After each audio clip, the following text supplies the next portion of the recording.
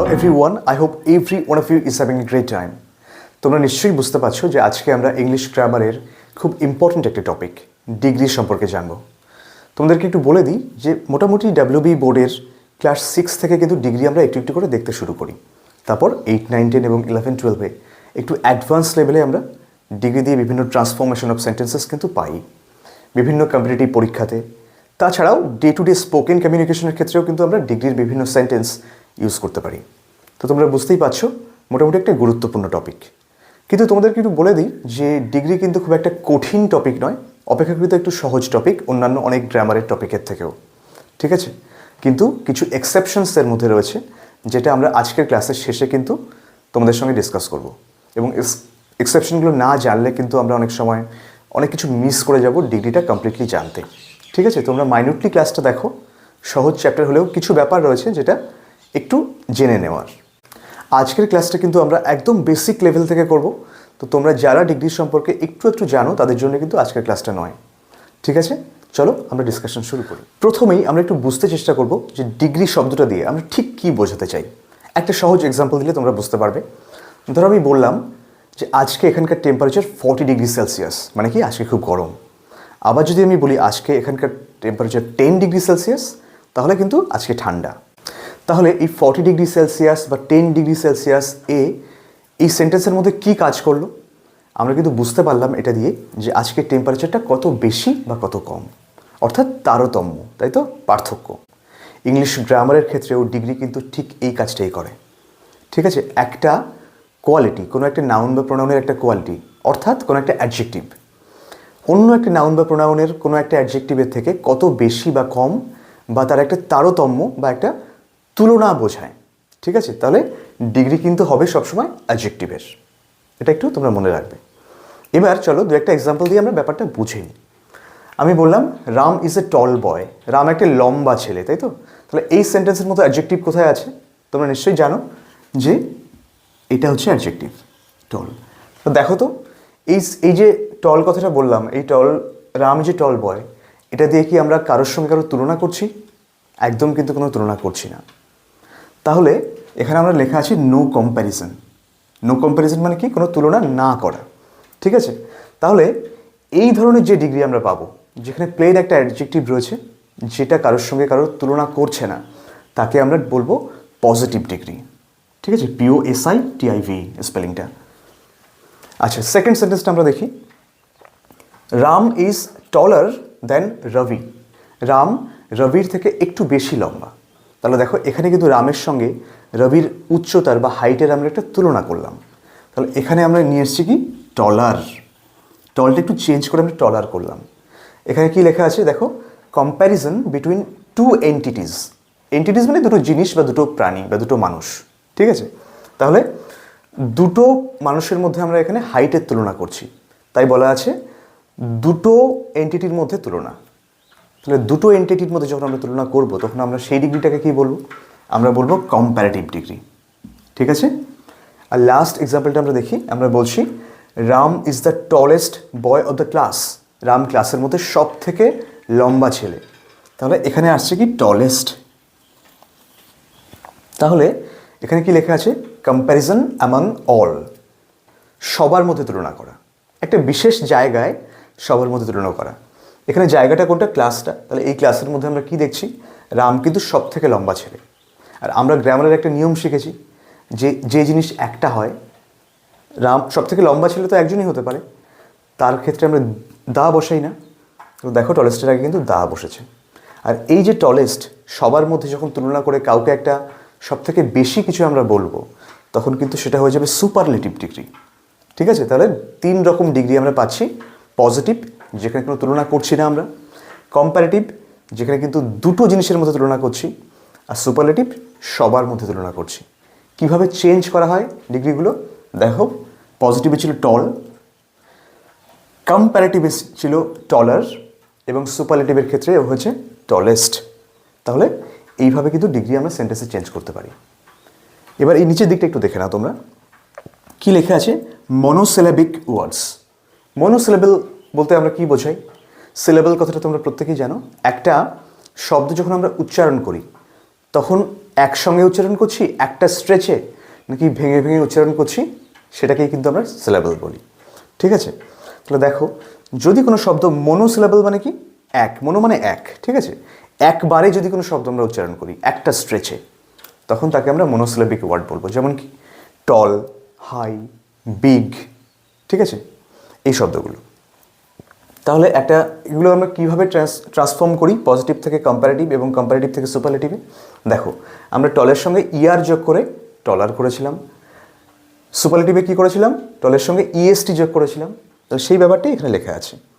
যখন একটা সিলেবল হবে কোনো শব্দের, তখন পজিটিভ থেকে কম্পারেটিভের সময় আমরা কিন্তু ইআর যোগ করব, এবং যখন সুপারলেটিভ করব তখন ইএসটি যোগ করব। তাহলে টল, টলার, টলেস্ট। ঠিক একইভাবে যদি আমরা আরেকটা এক্সাম্পল দেখি, দেখো হাই, হায়ার, হাইয়েস্ট। এগুলো একটা সিলেবল কেন? আমরা কিন্তু এমনভাবে বলি না ট অল, আমরা বলি টল, একবারেই উচ্চারণটা করি। আমরা হাই বলি না, আমরা হাই বলি। ঠিক আছে, কিন্তু যদি দেখো এখানে লেখা আছে words with more than one syllable, যদি এমন কোনো শব্দ থাকে যেটা একটু বড় শব্দ, যেটা আমরা একবারে এই শব্দগুলোর মতো উচ্চারণ করতে পারি না, যেমন বিউটিফুল। তোমরা দেখো তো, আমরা কিন্তু বিউটিফুল বলার সময় তিনটে ভাগে ভেঙে আমরা কথা বলি, বিউ, টি আর ফুল। তাহলে এখানে তিনটে সিলেবল পাচ্ছি আমরা, এটা একটা ট্রাইসিলেবিক ওয়ার্ড, তাই তো? তাহলে এক্ষেত্রে আমরা কিন্তু বিউটিফুল আর বিউটিফুলেস্ট করতে পারবো না। আমরা কি করব, মোর বিউটিফুল কম্পারেটিভের সময় বিউটিফুলের আগে আমরা মোর বসাবো, এবং সুপারলেটিভের সময় বিউটিফুলের আগে আমরা মোস্ট বসাবো। এখানে আমরা ইআর বা ইএসটি যোগ করব না। ঠিক একই রকমভাবে আরেকটা শব্দ যদি আমরা দেখি, দেখো এক্সপেন্সিভ মানে কি দামি, তাই তো? তাহলে দেখো এক্ষেত্রেও কিন্তু তিনটে সিলেবল আমরা পাচ্ছি, একের বেশি সিলেবল। তাই আমরা এক্ষেত্রেও কী করেছি, কম্পারেটিভের সময় মোর এক্সপেন্সিভ এবং সুপারলেটিভের সময় মোস্ট এক্সপেন্সিভ। তাহলে এই কিন্তু হলো ডিগ্রির ক্ষেত্রে একটা শব্দকে কি করে আমরা পজিটিভ থেকে কম্পারেটিভ করতে পারি এবং কম্পারেটিভ থেকে সুপারলেটিভ করতে পারি, তার মোটামুটি নিয়ম। এবার আজকে আমরা শিখব কিছু এক্সেপশন, যেগুলো এই নিয়মগুলোকে ফলো করবে না। অল্প কিছু শব্দ আছে, আমরা স্ক্রিনটা তোমাদের সঙ্গে শেয়ার করছি, তোমরা একটু বুঝে নাও জিনিসটা, এবং চাইলে তোমরা কিন্তু স্ক্রিনশট নিয়ে নিও। স্ক্রিনে দেখো, সব থেকে প্রথমে যে লিস্ট আমরা পাচ্ছি, লেখা আছে অ্যাডজেক্টিভস উইথ ইররেগুলার কম্প্যারিজন। এই প্রত্যেকটা শব্দ, প্রত্যেকটা অ্যাডজেক্টিভ কিন্তু আমরা যে নিয়ম এতক্ষণ শিখলাম, অর্থাৎ ইআর ইএসটি যোগ করে আমরা কিন্তু চেঞ্জ করতে পারবো না। প্রথমটা দেখে নাও, পজিটিভে আছে গুড, কম্পারেটিভ বেটার, বেস্ট। ঠিক একইভাবে ব্যাড, ইভিল বা ইল, তিনটে শব্দেরই মানে হচ্ছে খারাপ কিছু, তাই তো? তাহলে কম্পারেটিভে এটার হয় ওয়ার্স, সুপারলেটিভে হয় ওয়ার্স্ট। এই তিনটে শব্দেরই কিন্তু একই রকম হবে। মেনি বা মাঝ থেকে কী হয়, মোর, মোস্ট। লিটল থেকে কী হয়, দুটো হয় কম্পারেটিভে, লেস বা লেসার, যে কোনো একটা আমরা ব্যবহার করতে পারি। আর সুপারলেটিভে হয় লিস্ট। লেটে দেখো একটা আছে এলএটিইআর, যখন এলএটিইআর হবে কম্পারেটিভে, তখন সুপারলেটিভে আমরা লিখব কি, লেটেস্ট। এটা কিন্তু কোনো সময় বোঝাতে ব্যবহার করা হয়। যেমন আমরা বাজারে গিয়ে বলি যে লেটেস্ট মোবাইল কোনটা আছে, যেটা সব থেকে রিসেন্টলি বেরিয়েছে। আবার আরেকটা আছে LATTER, সেটা যখন হবে তখন সুপারলেটিভ হবে লাস্ট। এটা কিন্তু পজিশনের ক্ষেত্রে ব্যবহার করা হয়, অর্থাৎ যে সবার শেষ হয়েছে কোনো ব্যাপারে তাকে লাস্ট বলি আমরা, লাস্টে দৌড়েছে, আমরা এরকম বলতেই পারি। ফার থেকে দেখো ফার্দার, ফার্দেস্ট। ওল্ড থেকে ওল্ডার যখন হবে তখন সুপারলেটিভ হবে ওল্ডেস্ট। আবার যখন এল্ডার হবে তখন হয়ে যাবে এল্ডেস্ট। তাহলে ওল্ডার বলতে কোনো কিছু জাস্ট পুরানো বোঝাতে আমরা ব্যবহার করি। আর এল্ডার বা এল্ডেস্ট কখন বোঝাই, যখন আমরা ফ্যামিলি মেম্বারদের কথা বলছি। ফোর থেকে কি হয়, ফরমার, ফরমোস্ট বা ফার্স্ট। হিন্ড থেকে হিন্ডার, হিন্ডমোস্ট। নেয়ার থেকে নেয়ারার, নিয়ারেস্ট অথবা নেক্সট। এই হচ্ছে আমাদের এই ইররেগুলার কম্প্যারিজনের কিছু উদাহরণ। এবার সেকেন্ড লিস্টটা দেখো। সেকেন্ড লিস্টে কি আছে, adjectives with 2 syllables that are considered to be monosyllabic. অর্থাৎ এখানে দুটো করে সিলেবল রয়েছে, কিন্তু তবুও আমরা এটাকে একটা সিলেবল হিসাবেই কিন্তু কনসিডার করি। কী কী আছে, নোবেল, হ্যাপি, টেন্ডার, ন্যারো, প্রত্যেকটা কিন্তু একের বেশি সিলেবল। তা সত্ত্বেও আমরা এগুলোতে ইআর এবং ইএসটি যোগ করে যথাক্রমে কম্প্যারেটিভ এবং সুপারলেটিভ করি। নেক্সট যে লিস্টটা আমরা দেখছি, একটু লক্ষ্য করো, পজিটিভের যে কলামটা, এখানে সব শব্দগুলো কিন্তু কোনো না কোনো প্রেপোজিশন, এগুলো কিন্তু অ্যাডজেক্টিভস নয়। তারপরেও এদের কিন্তু কম্প্যারেটিভ এবং সুপারলেটিভ ফর্ম রয়েছে। আমরা কিন্তু জেনেছি শুধুমাত্র অ্যাডজেক্টিভেরই করতে পারি আমরা, তাই তো? কিন্তু এক্ষেত্রে কিন্তু এরা ব্যতিক্রম সম্পূর্ণ। তো এই দেখো সুপারলেটিভের ক্ষেত্রে কোনো কোনো শব্দের আবার একাধিক ফর্ম রয়েছে, তো তোমরা কিন্তু এগুলো একটু স্ক্রিনশট নিয়ে রেখো। আর সব শেষে যে লিস্টটা আমরা দেখছি, দেখো প্রত্যেকটা অ্যাডজেক্টিভসকে আমরা সরাসরি কিন্তু পজিটিভ থেকে সুপারলেটিভ করেছি, অর্থাৎ এদের কোনো কম্পারেটিভ ফর্ম আমরা করতে পারবো না। তাহলে এই ছিল মোটামুটি কিছু এক্সেপশনাল অ্যাডজেক্টিভস যারা একটু অন্যভাবে চেঞ্জ হয় পজিটিভ, কম্পারেটিভ এবং সুপারলেটিভ করার সময়। তাহলে এই ছিল আজকে ডিগ্রি সম্পর্কে আমাদের একদম বেসিক একটা আলোচনা। আমরা আজকে কী শিখলাম চলো একবার মনে করে নিই। আমরা কী শিখলাম, যে ডিগ্রি আমরা কোন ক্ষেত্রে ইউজ করি, কোনো একটা বিশেষণের তারতম্য বা একটা অ্যাডজেক্টিভকে কম্পেয়ার করতে আমরা ডিগ্রি ব্যবহার করি, তাই তো, তুলনা করতে। আচ্ছা, আমরা দেখলাম ডিগ্রির 3টে ক্লাসিফিকেশন, 3টে ভাগ: পজিটিভ ডিগ্রি, কম্প্যারেটিভ ডিগ্রি এবং সুপারলেটিভ ডিগ্রি। পজিটিভ ডিগ্রি কোন ক্ষেত্রে আমরা ব্যবহার করব? যখন আমরা কোনো তুলনা করছি না কারোর ক্ষেত্রে, নো কম্প্যারিজন। কম্প্যারেটিভ ডিগ্রি যখন আমরা দুটো জিনিসের মধ্যে তুলনা করছি তখন আমরা কম্প্যারেটিভ ডিগ্রি ইউজ করব, এবং অনেকগুলো বা সবার মধ্যে যখন তুলনা করছি তখন আমরা সুপারলেটিভ ডিগ্রি ইউজ করব।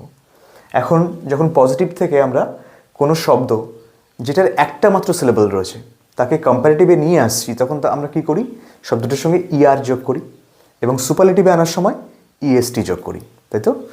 আর যখন একের বেশি সিলেবল থাকছে তখন আমরা কম্পারেটিভের সময় মোর বসাই শব্দটার আগে, এবং সুপারলেটিভের সময় মোস্ট বসাই শব্দটার আগে। আর তার সঙ্গে আমরা কি শিখলাম, কতগুলো এক্সেপশন এই নিয়মের কিছু ব্যতিক্রম যেগুলো এই নিয়মটাকে ফলো করে না। তাহলে এই গেল আমাদের আজকের আলোচনা। আমরা আজকে একটা শব্দকে কিভাবে পজিটিভ থেকে কম্পারেটিভ এবং সুপারলেটিভে চেঞ্জ করতে হয় সেটা শিখলাম। আমাদের নেক্সট ক্লাসে আমরা শিখব একটু অ্যাডভান্স লেভেলে গিয়ে, যে একটা সেন্টেন্স থেকে কি করে আমরা পজিটিভ এবং তার থেকে কম্পারেটিভ এবং সুপারলেটিভে ট্রান্সফর্ম করতে পারি। ঠিক আছে? তাহলে আজকের ক্লাসটা এই পর্যন্তই। খুব তাড়াতাড়ি তোমাদের সঙ্গে নেক্সট ক্লাসে দেখা হচ্ছে। ততক্ষণে তোমরা সবাই ভালো থেকো, সুস্থ থেকো, আর প্রত্যেককে থ্যাংক ইউ।